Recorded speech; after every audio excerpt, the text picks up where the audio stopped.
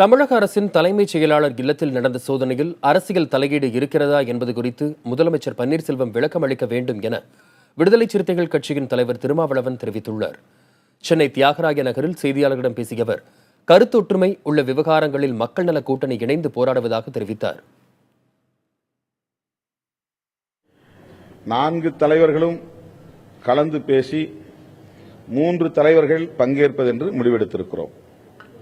ஏனென்றால் மக்கள் நல கூட்டணியின் ஒரே வரையறை என்னவென்றால், உடன்பாடுள்ள பிரச்சனைகளில் ஒருங்கிணைந்து போராடுவோம் என்பதுதான்.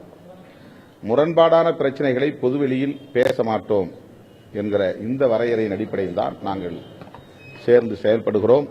மக்கள் நல கூட்டணி தொடர்ந்து உயிர்ப்போடு இருக்கிறது. தேவையான போது இணைந்து போராடுவோம்.